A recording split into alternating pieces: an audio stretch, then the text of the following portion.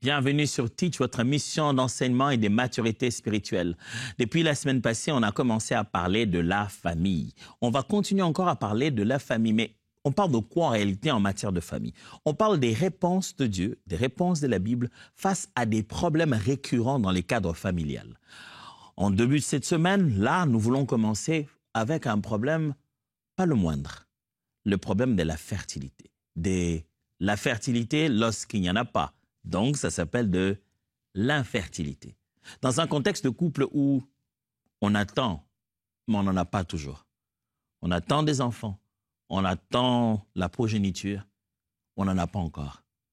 On ne le savait pas.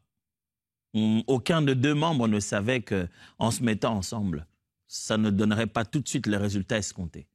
Comment on fait?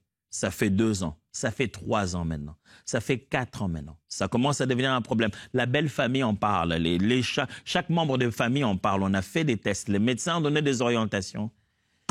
Comment on gère tout ça quand on est face à l'infertilité? Alors, let's teach. Grandissons ensemble.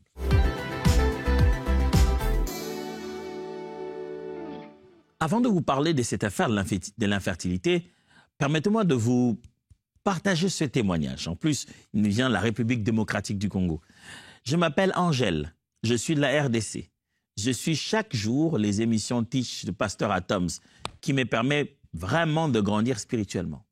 Que Dieu bénisse toute l'équipe EMCI et spécialement le Pasteur Atoms pour le travail très original et son engagement au service de Dieu.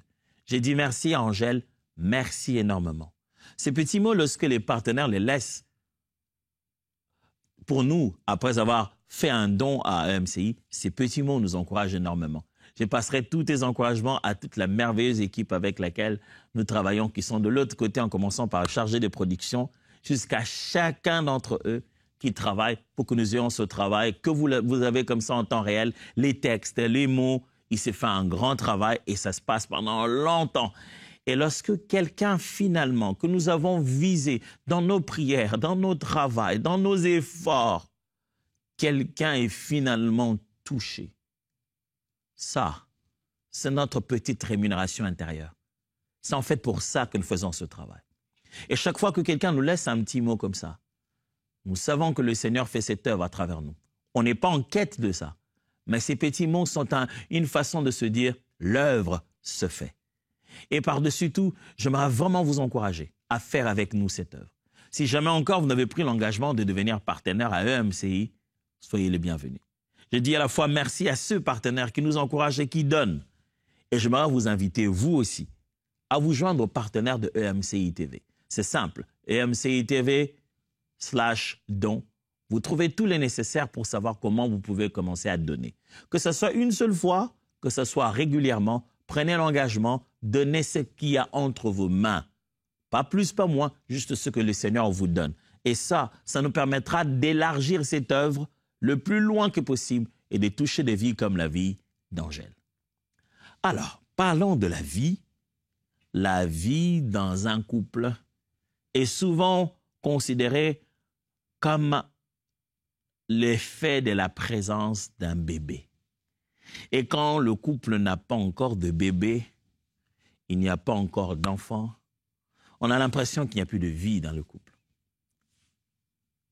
Personne ne veut se marier en se disant « je vais me marier justement parce que je vais vivre de l'infertilité ». Non, non, non, non. Même si les enfants ne sont pas le but du couple, mais on s'y attend. On s'est dit à un moment donné, on va décider et on pourra en avoir. Mais de fois, on est en condition où on a vérifié, testé, examiné.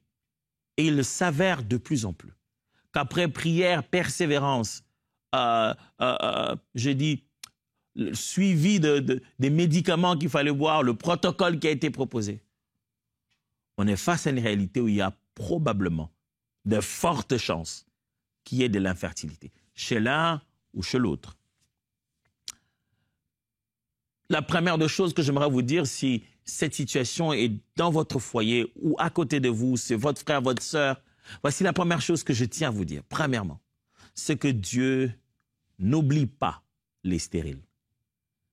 La Bible nous montre que la situation de l'infertilité n'est pas une affaire dont Dieu se dit « écoute, les médecins ont déjà dit que ce n'est pas possible, qu'est-ce que je vais faire ?» La Bible montre que ce cas en particulier, Dieu traite ça. Et Dieu ne met pas ça aux oubliettes. Ça peut passer, le temps peut passer, les années peuvent passer. Mais j'ai des preuves bibliques que Dieu n'oublie pas les stériles. Psaume 113, verset 9, la Bible dit, « Il donne une maison à celle qui était stérile. Il en fait une mère joyeuse au milieu de ses enfants. » Louez l'Éternel. Une mère joyeuse. Une femme seule à la maison en train de discuter avec les casseroles et le reste peut devenir une mère joyeuse en train de discuter avec ses enfants par l'intervention de la main de Dieu et par l'orientation que le Saint-Esprit va lui donner. Dieu n'oublie pas le stérile. 1 Samuel chapitre 1, versets 5 à 6. Mais à Anne, il donna une portion double, car il aimait Anne, que l'Éternel avait rendue stérile. Sa rivale lui produisait des mortifications pour la porter à s'irriter de ce que l'Éternel l'avait rendue stérile. Ici, ce texte parle de Anne. Après, le Seigneur va lui donner l'enfant Samuel. Mais une chose apparaît ici, c'est que dans le langage hébreu, Dieu est la cause de tout, quel que soit ce qui arrive. Rien ne peut être causé par quelqu'un d'autre que ce soit Dieu. Bonheur ou malheur, bonne chose ou mauvaise. Donc Dieu, comme la Bible dit, arrive-t-il un malheur sans que le Seigneur n'en soit la cause? Donc lorsqu'on parle de la stérilité d'Anne ici, on considère que c'est Dieu qui a causé ça. Parce qu'en fait, c'est lui qui va avoir le pouvoir de changer ça aussi. Je ne suis pas en train de dire que, voilà, il faut aller blâmer Dieu s'il y a encore de l'infertilité. Je suis juste en train de dire, Dieu n'est pas inconscient. Dieu n'oublie pas. Dieu sait ce qui se passe. Infertilité dans l'homme, infertilité dans la femme. On attend des enfants, on n'en a pas encore de la manière dont on a voulu les avoir. J'aimerais juste vous dire qu'il n'a pas oublié. Qu'il existe un Dieu qui est même la mémoire des oubliés, qui se souvient même de ce que les hommes oublient. Laissez-moi placer cet espoir à sa place. Dieu n'a pas oublié. La deuxième vérité, j'aimerais partager avec vous, c'est que l'attente peut cacher un appel prophétique. L'attente, le petit moment où on attend. Petit, je n'ai pas le droit de dire ça. Ce moment, le moment que vous avez à attendre 2, 3, 4, 5 ans, vous attendez que ça n'arrive pas encore. Ce moment-là peut cacher un but divin, un appel de Dieu. Dieu ne vous fait pas juste attendre pour vous faire tourner en rond. Il est possible que ce moment-là ait un but plus grand que celui-là. Écoutez-moi, mes frères, Dieu n'est pas en train de s'entraîner en se disant comment je vais avoir cet enfant parce que en regardant ses trompes, oui, en regardant un peu le taux, ouais, quand je regarde dans sa sémence, je trouve que peut-être que ce n'est pas... Dieu n'est pas en train de chercher une solution, il sait quoi faire. Alors, s'il prend du temps, c'est qu'il y a un but. J'aime comment Paul explique ça en disant, bon, si le Seigneur traîne encore, c'est parce qu'il voudrait qu'un grand nombre. Ça montre que cette impression de tarder, pour nous, est plutôt toute une mission de Dieu. Dans le même temps qui semble être un temps vide, un temps mort, Dieu est activement en train de faire quelque chose. Je vais vous demander de regarder ça comme ça. Quand votre couple passe par l'infertilité, Dieu est activement en train de faire quelque chose. Ne regardez pas seulement comme si Dieu ne fait rien. Posez-vous plutôt la question, qu'est-ce que Dieu attend de nous et qu'il pense que c'est mieux à faire sans avoir des enfants? Quelle est la mission que le Seigneur nous accorde pendant ce moment qu'il pense que dans cette condition nous sommes?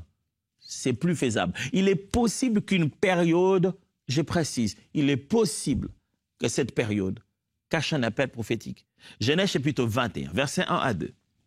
L'Éternel se souvint de Sarah, comme il avait dit, et l'Éternel accomplit pour Sarah ce qu'il avait annoncé. Sarah devint enceinte, elle enfanta un fils à Abraham dans sa vieillesse, au temps fixé dont Dieu lui avait parlé. Dieu avait un calendrier. Quand le calendrier s'approche, il vient, il annonce. Il dit, écoute, l'année prochaine, quand je reviendrai, elle sera enceinte. Tout le monde est en train de voir Sarah.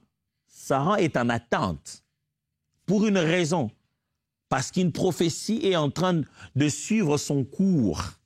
Il est possible que le Seigneur vous donne et des rêves et des paroles. Il a parlé et ce message est en train de suivre son cours. Cette parole est en train de fonctionner progressivement. Mais pendant ces moments-là, cette attente doit être active. Il est possible qu'il y a autre chose à faire. Pendant qu'on attendait Isaac, tellement de choses ont eu lieu dans la vie d'Abraham. Abraham n'est pas resté là en disant, Dieu, écoute, la prochaine fois on se parle, il faut que tu viennes avec Isaac, sans quoi il n'y a plus rien à faire. Il y a tellement de choses qui ont lieu dans la vie d'Abraham, dans la Bible, avant le moment où Isaac devait venir. Entre autres, il a bâti l'héritage pour Isaac. 1 Samuel chapitre 1, verset 20. Dans le cours de l'année, Anne devint enceinte et elle enfanta un fils qu'elle nomma Samuel, car, dit-elle, je l'ai demandé à l'Éternel. Anne a été mortifiée, je vous ai dit tout à l'heure, par Pénina, sa rivale, qui a parlé, qui a crié. Elle n'avait pas d'enfant, mais pendant l'année où elle avait prié au temple là-bas, au courant de cette année-là, Dieu lui a donné d'avoir un enfant. Et il lui a donné le nom de Samuel parce qu'il a dit, je l'ai demandé à Dieu. Pendant cette période, elle n'était pas encore enceinte. Ou pendant cette période, elle a quitté les temples, elle est partie. Il y avait un projet divin qui a commencé à fonctionner. Personne ne le savait. Est-il possible que pendant cette période où vous ressentez, vous vivez votre infertilité, il y a un autre projet divin qui s'accomplit? Ne vous laissez pas être aveuglé et figé que dans une direction, une seule direction. Dieu a un plan qui dépasse votre vie. Avant de vous mettre ensemble, avant que vous pensiez à l'idée de fertilité et d'avoir des enfants, il y avait un projet personnel dans la vie que Dieu vous a donné. Il est possible que ce moment d'attente cache à l'intérieur réellement un appel prophétique, un but divin qui va s'accomplir à travers vous. Troisièmement, la prière fervente change les choses. En tant que pasteur, je suis conscient de la complexité du sujet de l'infertilité. En tant que pasteur, je sais que certaines personnes s'obstinent à croire, à dire non, Dieu finira par nous donner des enfants nécessairement par la voie que nous voulons. Et n'osent pas découvrir d'autres voies qui sont devenues disponibles. Certains ne pensent même pas adopter parce qu'ils veulent à tout prix que le Seigneur fasse passer par eux directement les enfants qu'ils vont avoir. Je comprends, dans mon contexte pastoral, le danger de pouvoir faire monter de l'espoir à quelqu'un qui va attendre comme ça durant toute sa vie, pendant 20 ans, 30 ans, pendant qu'il aurait pu simplement être la source de vie pour un enfant. Un enfant qui n'a pas des parents, ni père ni mère. Ils auraient pu l'adopter, l'amener chez eux, ou bien ils auraient pu recourir à une autre méthode je veux dire médicale qui est disponible, l'insémination ou quoi que ce soit. Il aurait pu avoir cet enfant autrement, bien sûr par le moyen et la force, la grâce que Dieu aurait mis. Je suis conscient qu'il faut bien trouver de l'équilibre dans ça. Mais aussi en tant qu'enfant de Dieu, prédicateur de l'Évangile, animé par la foi des Écritures, je sais que la prière fervente change les choses. C'est ça mon troisième point. La prière fervente change les choses. J'aurais bien voulu que par prière fervente, vous puissiez vous dire, c'est quoi la prière fervente? La prière où j'ai beaucoup pleuré, que Dieu a senti vraiment que j'en ai besoin, que ce soit l'homme ou que ce soit la femme. La prière fervente, c'est quoi? C'est combien de jeûnes qu'il faut faire? Non, ce n'est pas ça. Mais ce que j'essaie de dire, je sais qu'il y a des moyens, je sais qu'il y a des méthodes, Dieu les utilise aussi. Mais je sais aussi que toutes ces méthodes, tous ces moyens, tout ce qu'on est en train d'attendre là, c'est par la prière qu'on obtient le résultat. C'est en se tournant avec foi et détermination au Dieu de la Bible qu'au moment opportun, il sait vous guider dans une direction ou une autre. J'ai eu des cas des personnes où on a prié de longues années, on a imposé les mains, on a jeûné, jusqu'à un beau jour, le Seigneur a juste dit, envoyez-les dans telle ville, qu'ils aient dans l'autre pays, ils vont trouver solution. En allant là-bas, boum, solution totale. La personne se retrouve enceinte, l'enfant arrive et on est heureux. Je vous en supplie de croire que Dieu écoute les prières. C'est peut-être pas, il vous a peut-être pas donné l'enfant que vous voulez avoir comme vous l'avez pensé l'avoir jusqu'ici. Mais j'aimerais vous dire de ne pas abandonner de prier, de parler avec Dieu en lui disant, Seigneur, tu n'oublies pas les cas d'infertilité. Ne ruinez pas la relation que vous avez entre vous deux, hommes et femmes, dans votre couple parce que l'enfant n'est pas encore venu, parce que l'un ou l'autre est peut-être dans des conditions biologiques qui ne permettent pas la fertilité. J'aimerais vous faire croire que si vous vous tournez vers le Seigneur et vous lui parlez, il vous fera comprendre quel genre de parent vous êtes. Certaines personnes sont réellement parents pour une vie qui vient d'ailleurs, née ailleurs, un enfant né ailleurs, mais ils l'ont élevé, ils ont élevé. Sachez-le que nous tous, nous sommes que de gardiens des destinées. Et des fois, Dieu nous demande de prendre une destinée d'ailleurs. D'autres, ce n'est pas par voie normale, j'allais dire par voie biologique, physique qu'ils ont obtenu cet enfant. Il a fallu une assistance médicale. Et je vous assure que ce n'est pas parce que c'est l'assistance médicale que ça marche tout moment. C'est encore la prière qu'il faut prier pour que ça réussisse à marcher. Je vous assure que la prière fervente a une grande efficacité. La Bible dit dans Jacques chapitre 5, verset 16, et commence par dire, confessez-vous vos péchés les uns les autres, et priez les uns pour les autres, afin que vous soyez guéris. Et il ajoute, la prière fervente du juste a une grande efficacité. J'aimerais encourager une dame, un homme, continue de prier. Pasteur, je ne sais plus quoi dire. Adore-le et dis-lui, je t'adore, toi le Dieu qui n'oublie pas ceux qui sont dans des conditions d'infertilité. Adore-le et dis-lui, je te glorifie, ô toi Dieu, pour qui ma vie a un sens, même quand je n'ai pas encore un enfant. Un Dieu qui a quelque chose à faire avec moi, même quand il ne m'a pas encore donné la responsabilité de gérer une autre vie. La prière fervente a une grande efficacité. 1 Samuel chapitre 1, versets 13 à 17. Anne parlait dans son cœur et ne faisait que remuer ses lèvres, mais on n'entendait point sa voix. Élie pensa qu'elle était ivre et lui dit, « Jusqu'à quand seras-tu dans l'ivresse? Fais passer ton vin. » Anne répondit, « Non, mon Seigneur, je suis une femme qui souffre en son cœur. Et je n'ai bu ni vin, ni boisson enivrante, mais je répandais mon âme devant l'Éternel. Ne prends pas ta servante pour une femme pervertie, car c'est l'excès de ma douleur et de mon chagrin qui m'a fait parler jusqu'à présent. » Élie reprit la parole et dit, « Va en paix, et que le Dieu d'Israël exauce la prière que tu lui as adressée. » Je n'aimerais pas aller plus loin. Je voudrais prier pour des couples qui vivent dans l'infertilité, tout de suite et maintenant. Élie n'a même pas eu besoin d'imposer les mains sur cette femme. Il n'a même pas eu besoin de formuler une prière proprement dite. Il a juste dit, va en paix, et que le Dieu d'Israël exauce la prière que tu lui as adressée. Lorsqu'il nous fallait commencer l'Église sur l'orientation de Dieu par l'ordre que l'apôtre Dallo nous a donné, j'ai prié Dieu pour essayer de savoir qu'est-ce qu'il fallait apporter. Les églises, il y en a tellement. Il m'a dit, fais une cité d'exaucement, un lieu où je viens donner des réponses aux gens. J'aimerais prier avec vous en ayant ça en tête et conscience que vous allez témoigner et que vous nous enverrez les photos de vos enfants, de ce que le Seigneur aura fait à partir de cette prière. Abba, je prie au nom de Jésus sur mes frères et mes sœurs qui ont attendu tellement longtemps. Père, toi qui m'as dit que tu exauces les prières, exauce-le. Exauce leurs prières.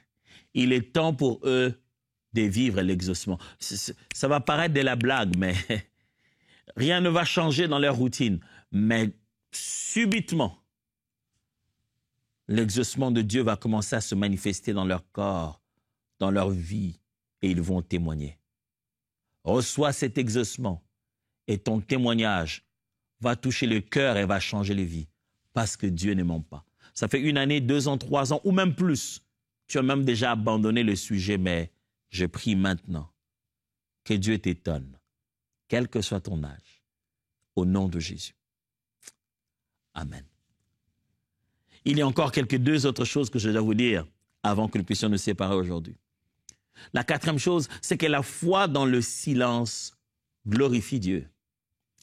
Dans un processus d'infertilité dans le couple, garde foi en Dieu, même pendant qu'on vit un moment où tout le monde nous a oubliés. Quand on garde foi, on continue à croire en Dieu dans le silence.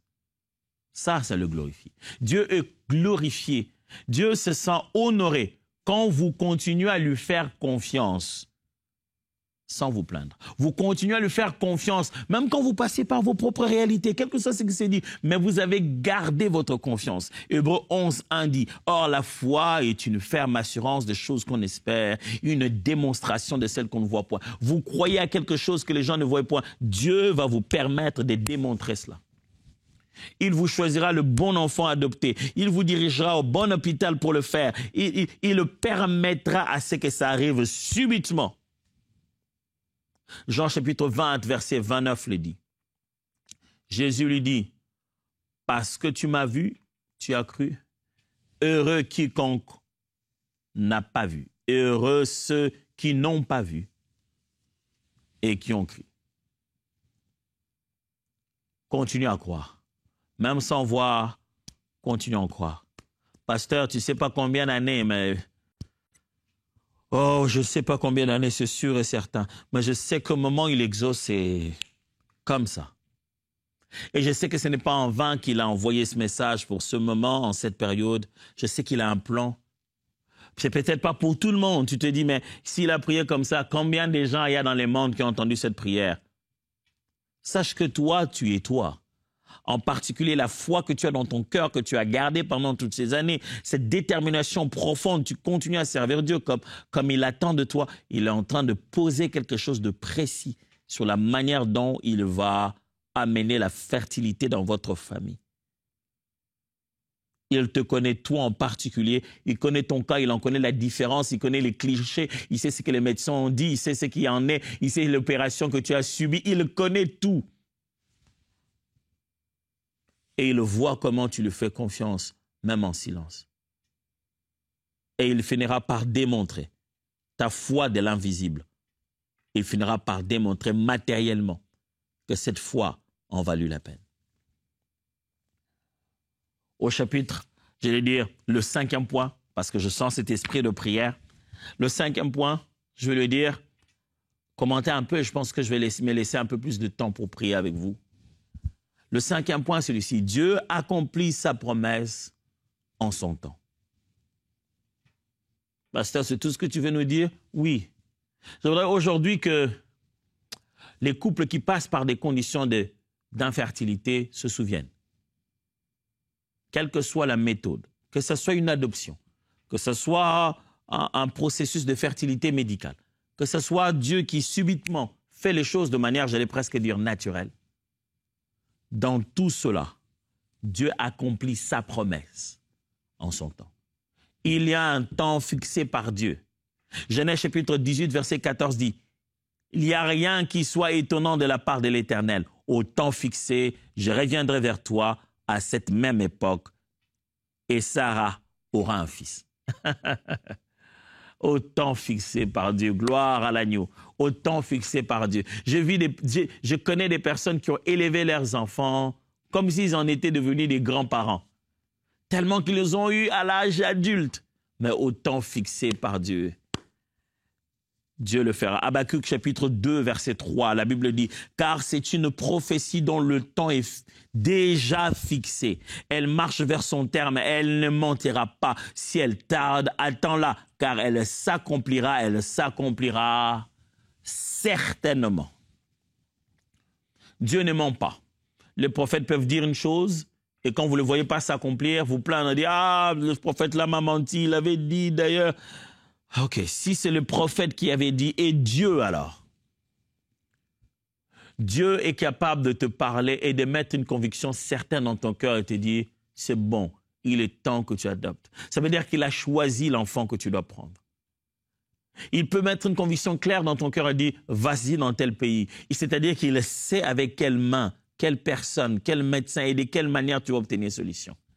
Et un autre jour, c'est simplement un bon matin, les comportements changent, les attitudes changent, le corps commence à être transformé. Dieu a décidé de te visiter autrement.